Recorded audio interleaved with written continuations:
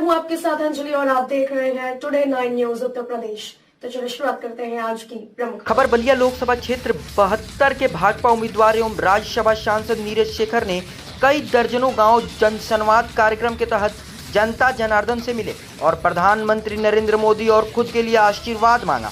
Bharatiya Janata party के उम्मीदवार नीरज शेखर पूरे दिन गांव-गांव भ्रमण कर लोकतंत्र के विधाताओं के यहाँ अपनी उपस्थिति दर्ज कराई।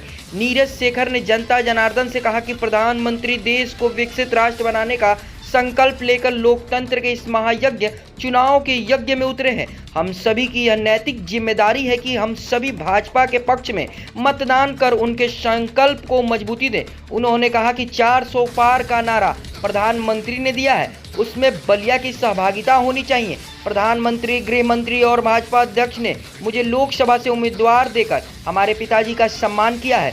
अपनी प्रतिबद्धता दोहराते हुए कहा कि मैं आपके साथ सदैव रहूंगा। जरा परिचय बता दें सर। मैं अरुण सिंह, अध्यक्ष जिला ओलंपिक से।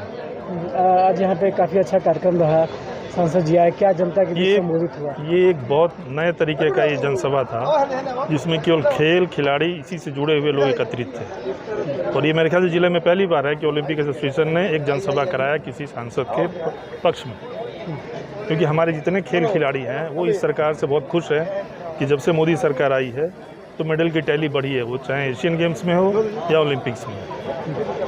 क्या लगता है जनता के बीच उन्होंने क्या संबोधित किया?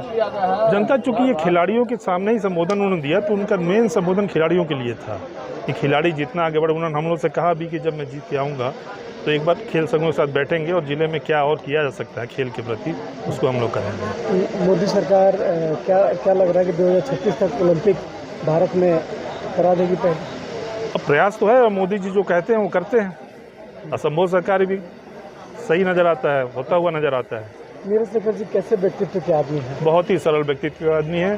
कोई भी आदमी जाए उनके पास आराम से पहुंच सकता है, अपनी बात कह सकता है। इनका प्लस पॉइंट है कि बहुत ही सरल व्यक्तित्व के इंसान है।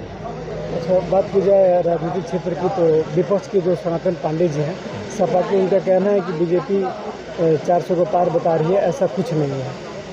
अब देखिए, हम लोग तो खेल से संबंधित है तो बहुत ही इसमें डाटा नहीं बता पाएंगे क्योंकि हम लोग मेन खेल और खिलाड़ी से संबंधित हैं।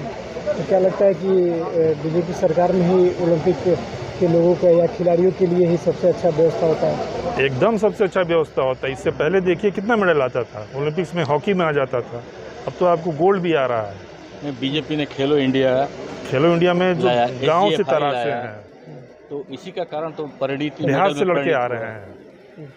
तो सरकार काम कर रही है। क्या रहेगा रिजल्ट 4 तारीख? अब हम लोग तो यही चाहते हैं कि भाई नीरज शेखर निकले, बीजेपी के एक सीट बढ़े यहाँ से। जो वादा उन्होंने किया है क्या वो उस वादे पे खड़े उतरेंगे अगर मौका मिल गया तो? नीरज शेखर जी चुनाव के बीच देखिए खड़े उतरेंगे कि नहीं, लेकिन उनको उतरना चाहिए। जो आज भाव नज़र आ रहा था तो लगता है वो खड़े उतरेंगे, और बाकी तो भविष्य की बात है। धन्यवाद। थैंक यू जी। अपना एक नाम और परिचय बता दें। भोला सिंह बघेल, क्षेत्रीय उपाध्यक्ष किसान मोर्चा गोरखपुर क्षेत्र। अभी यहाँ पे किस तरह का कार्यक्रम का आयोजन किया गया था? अभी बलिया लोकसभा 72 के लोकप्रिय सांसद प्रत्याशी माननीय नीरज शेखर जी का जनसंवाद का कार्यक्रम श्री राम जानकी मंदिर, ओड़ी पाकर, सहारनपुर और मालदेपुर का। कितनी भीड़ रही? मंच से उन्होंने क्या जनता को संबोधित किया? हजारों की भीड़ थी। महिलाएं, युवा, बुजुर्ग, सभी प्रकार के लोग, किसान, मजदूर सब उपस्थित थे और सभी में काफ़ी उत्साह और जोश था और किसी को बुलाया नहीं गया था। सब लोग स्वतः केवल सुनकर कि आज चौपाल है भाजपा प्रत्याशी का, यह सुनकर सब लोग आए। अभी युवा वर्ग से आते हैं, आप लोग भी समाज के बीच रहे हैं, किस तरीके से नीरज शेखर को इस चुनाव में आप जिताने के लिए दिन रात मेहनत कर रहे हैं और लोगों के पास जा रहे हैं, उनके बीजेपी की नीतियों के बारे में बता रहे हैं आप लोग? देखिए, हम लोग जहाँ भी चुनाव प्रचार में जा रहे हैं या लोगों से मिल रहे हैं, खासकर युवाओं में मोदी जी की नीतियों को लेकर इतना उत्साह है, गजब का उत्साह है। आम जनमानस में जो किसान हैं, मजदूर हैं, गरीब तबके के लोग हैं, वो चाहे उज्ज्वला योजना हो, गैस की योजना हो, शौचालय हो, आवास हो, अन्न योजना हो, अन्नदान, सारी योजनाओं से स्वतः ही उनके मन में मोदी बसे हुए हैं। और सबसे बड़ी बात, हमारे यहाँ जो प्रत्याशी हैं उनके स्वभाव और उनके व्यवहार के कारण लोग इतने प्रसन्न हैं कि उनकी सहजता के कारण सब लोग उनसे ऑटोमेटिक जुड़ गए। क्या अगर इनको मौका मिलता है तो सभी जो वादे कर रहे हैं पूरा करेंगे? विश्वास है? हम लोगों को तो ये लग रहा है कि अगर ये बलिया से सांसद तो बन के जा ही रहे हैं, जैसा उम्मीद है हम लोगों की, यह इस बार मोदी सरकार के मंत्रिमंडल में शामिल है और इनका जो विचार है बलिया को लेकर, इनकी जो थीम है, यह निश्चित रूप से बलिया विकास का एक नया आयाम लिखेगा। 4 तारीख को क्या रिजल्ट रहेगा?